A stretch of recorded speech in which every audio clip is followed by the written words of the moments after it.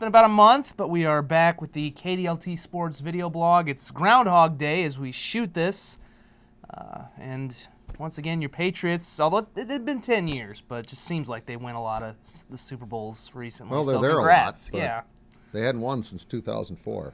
You know, but when you're there 6 times out of, 10, I think it's like 10, 14 years now. 14 years, yeah. It seems like Groundhog Day, so congrats to you, though. I mean, obviously they're one of those teams now that is very popular and trendy amongst people because they've won, but you sold peanuts and popcorn there, and you remember the era when they were not very good and when they had a lot of heartbreak. Been a fan since their very first game ever when they were, back when the American Football League was started. So yeah, I've been with them through thick and thin, a lot of thin, trust me. Yeah.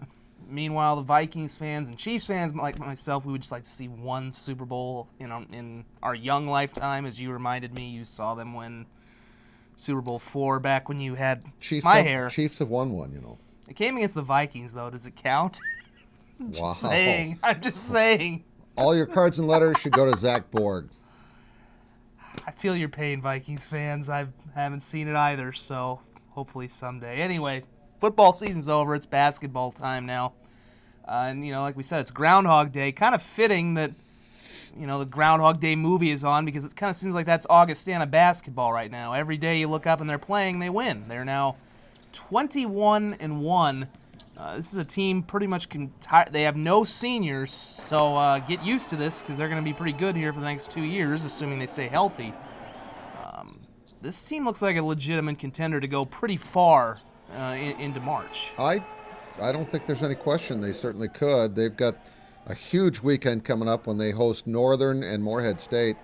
Morehead State's got a great record, too, only one loss, so that game's going to be tremendous. But Augie's got good depth. They can, fairly good depth. That may be one of their Achilles heels. If somebody gets hurt, they could be in trouble. But they've got different guys that can beat you on a given night, and Dan Jansen's just playing at a whole different level, and they're really glad to have Alex Richter back. He's been good. Schilling. Casey's just Mr. Steady. You could count on him for 20 points, 8 rebounds, 5 assists. I mean, he's a Schilling. He's good. So. And Jordan Spencer, I think he's basically been a new addition this year. I think he runs a good point. Adam Byer. They don't have a lot of depth. I know that's what Tom Billiter's been saying because they did have some other injuries. And even Steven Schaefer, who I think eventually is going to be a very good player for them, can come off occasionally.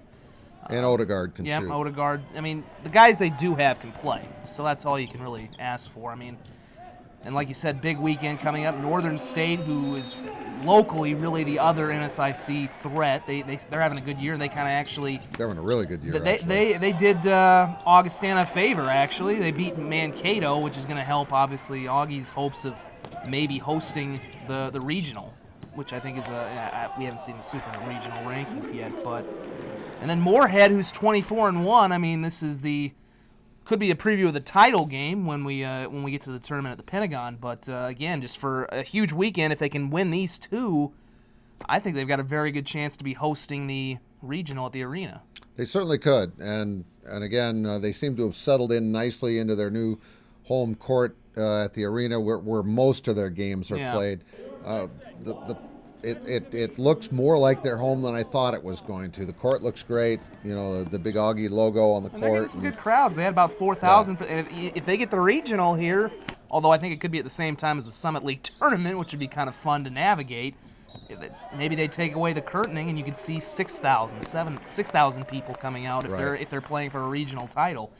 Another team that's done well, although they've had a little bit of a struggle. They started 20-1, and now they've kind of lost a couple, but still having a fine year. Dakota Wesleyan, Wilbur's doing a fantastic job with that group. Well, they've got most of their team back from last year too, and they've got their star in Voss, but they've got some great surrounding players. Chris Menning having a good year, Trey Berg having a good. These are guys that have been good for a while. Seems like when Dakota Wesleyan has good teams, which is a lot, they've got guys that have come back and have 2-3 years of experience. So this is kind of their year with this particular bunch to excel, and they have and to lose a couple now, It's not the end of the world. Might as well do it now as right. opposed to in a few weeks. I mean, they've still got a great record. Matt's done a wonderful job with them, and I think they're a team to be reckoned with down the road in terms of the NAIA tournament. I think they could go a long way. A couple more teams to keep an eye out on the women's side. Obviously, Northern State was at one time as high as ranked as fourth. They lost a couple of third even. Yeah, I think you're right. They got up to third, and then they lost kind of a stunner to SMSU, and then I believe they lost the next day to Sioux Falls. But Kurt Fredrickson's done as usual a great job with them. They had most of their players back from last year. Sioux Falls has been decent. I mean, they've had some ups and downs, but after what they did a year ago in the tournament, at the NSIC tournament, they could be a factor. And Augie has been kind of 500-ish, but Shantiva Ashley might be the player of the year in the NSIC. She could be the player of the year in Division II. She's won 6 now. She won another one this week. I think it's 6. Player of the Week awards. And how many weeks have there been? 6. Yeah. We're talking 6. That's crazy. She's been playing great, but I'm a little surprised their record isn't better than it is. They've just been kind of 500 most of the year, and we'll see. I mean, obviously, especially if they can get into that second round, past that first round, go play at the Pentagon, maybe have some home. That's the other thing, too, with the men's tournament, too, with Northern State. If they're men, assuming they can get into the Pentagon, they'll bring a ton of people from Aberdeen, so it's going to be fun. It was fun last year, but I have a feeling we're going to see more of the local teams this year. A little bit of USD and SDSU talk. Obviously, the last time we did our blog, it was right after State U. Since the last time we did our blog, the SDSU men haven't lost. They're on an 8-game win streak. Wow. They're currently in first place. We're now halfway through league play, so we're only about a month away now from this tournament at the Summit League. USD's men have kind of slid back a little bit. It's kind of weird. They're struggling at home, but they're doing great on the road. Yeah. I tell you what, right now I like the way SDSU's playing. They've really bought into the defense. That was what Coach Nagy was saying at the start of the year when they were kind of struggling, is we've got to be a defensive team, and we're seeing it. They held Denver to 39 points. Yeah, that's crazy. That's impressive. Crazy in a good way. Yeah. Both the men and the women last Saturday night won by 30 points each. So I like the way SDSU and USD's women teams are playing, and I really like the way SDSU's men's team's playing. Like I said, they won 8 straight games. I think George Marshall's getting more comfortable with them as time goes by. DeAndre Parks has now gotten his shooting eye back. He's been the guy who, to me, I didn't see this coming from him. He's had some big games, but he was a scorer in junior college. So, I mean, I think they were expecting some of this, and now he's really, really starting to make a big difference. Cody's a double-double machine. In fact, Parks and Biddle, between them, scored 47 points 2 games ago and only missed 1 shot from the field. That's not going to happen on a regular basis, but that'll just tell you, Cody Larson isn't going to be the guy that has to score 25 points and grab 18 rebounds and block 4 shots.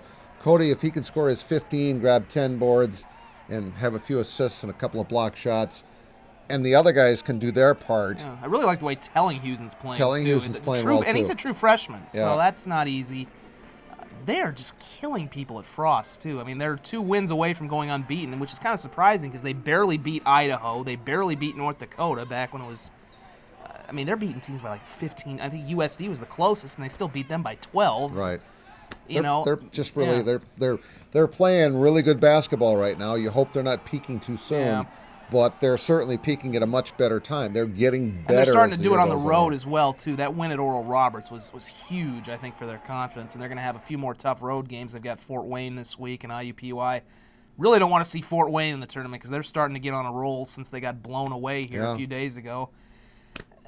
And again, we've said this last year, and we'll say it again. Doesn't really matter how the regular season shakes out. If you win the regular season, at least you get an automatic bid to the NIT if you fail to win the tournament. But the one thing I would say is you do want to be maybe in the 1 or 2 seed because then you get at least the Sunday off. You don't have to win 3 games in 3 days. That's not happened on the men's side.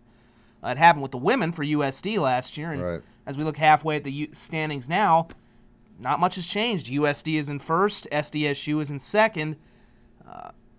It's been pointing toward these 2 teams all year. You never know what could happen at the tournament, and they still got 1 more game to go. But they're both playing very good basketball right now. Yeah, they are. USD, oddly enough, has had a couple of stinkers where they've lost by a lot. other than that, they've been. They had a game last week where they scored 82 points and their leading scorer had 13. Yeah, it's So balanced. figure that out with the math. That's just telling you that about 8, 9, 10 players contributed to that win, and that to me makes them the most dangerous team. But as far as South Dakota State goes, Macy Miller's just been incredible as a freshman, as a true freshman. The way she stepped in, and she's become their second best player. Megan Witashik is their best player, but did we kind of expect that though from her? I mean, she came in with high expectations. The name, obviously. Yeah. I would have been surprised if she hadn't had the big season, but maybe not to this level. Not to this level. I mean, she's not missed a beat. She's playing as well and being as much of a factor with the Jackrabbits as a freshman as she did at Mitchell. Yeah. So that's a little surprising. She's an impact player. I mean, I mean, you almost. I mean, as long as she stays healthy, 4 years from now, when she's a senior. Yeah. I mean that everyone. I mean, they get good players through every year, once in a while, but every once in a while you get that one player you can be transcendent with, and they might have that with her. But someone like that can be that much better on a team like this, where she's not expected to carry the load. She's got, other people that are juniors and seniors that are good players, and she can complement them. So this is, this might be the best chemistry-wise. This might be the year for them to do well with Macy Miller. It's just a shame that one of them probably won't go to assuming none of them get an at-large bid, although their RPIs are actually pretty high on the women's side. Yeah. It's a shame that one of them can't go to the tournament, because I think they could both. It's a shame that both of them couldn't go, not one. State tournaments are starting up before we know it. We'll have the gymnastics next week, and then wrestling follows, and basketball starts to go on down the line. Anything about the high school season so far that's kind of stood out or impressed you at all, at any level? We've had some great games. Last week, back-to-back nights, we had a 1-against-2 in the boys and a 1-against-2 in the girls. Both the games were phenomenal games. They were fun to be at, fun to shoot, fun to have highlights of on our show. Yeah. And I think they were so close that tells you that on a given night, any one of those teams could win. And, in fact, it was O'Gorman and Lincoln in girls on Friday night, but watch out for those Washington Warriors. Yeah. Even Roosevelt, too, with Larson. They could. You could see them maybe upsetting someone. Yeah, absolutely. But and on the boys' side, same kind of a deal.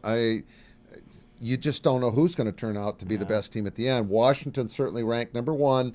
Came up with a big win by beating Lincoln again. At Lincoln. But it was close. Yeah. Either team could have won that game. And, of course, Lincoln's without Caleb Johnson, who got injured in the first meeting. They were actually winning when he got hurt in that game. It was early. I'll say that. The atmosphere for Washington-Lincoln in both those games, the gyms, where they're closing the gym doors at like 15 minutes, that was one of the best atmospheres I've ever been to for a high school game, especially with the tournament in Sioux Falls. That could be a pretty big, fun turnout at the Premier Center for the first one there. And last note, I think, touch on, obviously, Skyforce. I'm a little surprised. They're really starting to kick into a roll. They actually lead the Central Division now.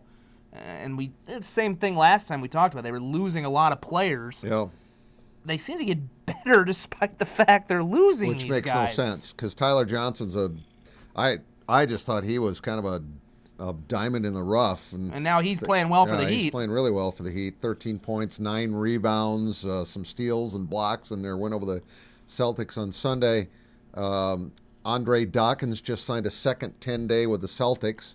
Had been with the Heat. And then it was funny, too, because the first time he signed that 10-day, they put him right down to Maine, their D-League affiliate, and then he played against the Skyforce, and the Skyforce still beat him. And he averaged 20 points a game in the 4 games, though. So they realized that perhaps Andre Dawkins could be a guy that could help them, because the Celtics are in a complete rebuilding mode right now, and they don't even want veterans around, to be honest. They just can get rid of all of them. So, that could be a good potential opportunity for Andre Dawkins. A lot of season left, and hey, believe it or not, we have the Storm kicking off in a week, too. Right, so, a week from Sunday. The exhibition game with Sioux City at the Denny. Yeah, it's right around the corner, so we're going to have to get out and talk to Curtis Riggs and some of the players, because it's going to be upon us before we know it.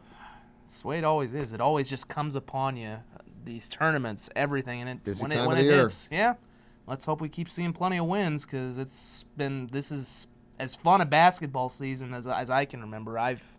Just the quality from college on down, and then the wrestling season's been great too. Augustana's having a nice year. Yeah. SDSU's been decent. It's been a good winter sports season. I think it's going to be a pretty good crescendo here as we reach the end. That'll do it for our blog. We'll talk to you again later sometime in a few weeks, whatever, as we start getting down to tournament season. But he likes to talk. It'll be sooner than that. Thanks. Sure. Appreciate that. Congratulations on the Super Bowl again, Thank by you. the way. It was pretty awesome. Thank you very much, Pete Carroll, for helping the Patriots. That was my favorite line. I think Dan Shaughnessy wrote it in one of the Boston papers. It was his Finally, last line. He finally won delivered. a Super Bowl for the Patriots. 14 years later, he finally delivered You a know, Super Bowl though, title for New England. All right. I got to admit, I was shocked at the call, but in retrospect, I understand what he did. They figured they'd either score a touchdown or it's an incomplete pass. There'd been 109 passes from the 1-yard line in the NFL this year. 66 went for touchdowns. One was picked off. I still prefer to lean toward the guy who made the play, No. Malcolm Butler. But here it is. Yeah. Here's the deal. You got 25 seconds, one timeout. It's second down and goal on the 1-yard line. You throw a pass, thinking they've got their goal line defense in there. You're gonna surprise them. You're gonna get an easy touchdown on the pass. That was their thought. Yeah. Get an easy touchdown, or it's incomplete. Then the clock stops. You run Marshawn Lynch. You call timeout if he doesn't get in, and then it all comes down to one play, and it's Marshawn Lynch again. And he was only 1 for 5 this year inside the one. So and they did not like the alignment the Patriots had brought in their goal line defense, and they thought, let's throw it. Because it's the Super Bowl, and we're in an era where there's 100 different media outlets who cover it now, and everybody has an opinion. We're not making enough of what a great play that kid, Malcolm Butler, from West Alabama, undrafted free agent, his first NFL pick ever in the Super Bowl. And not only that, pretty good hit between the two guys. I thought it was going to come loose. I mean, that's, you can make all you want about the call, but the kid made the play. He'll never have to buy a drink in Boston the rest of his life. I can guarantee you that. Legend. And if he ever comes to town, I'm sure you'll buy him a couple. I will. That'll do it for the blog this week. Enjoy all the games, and we'll talk to you again soon.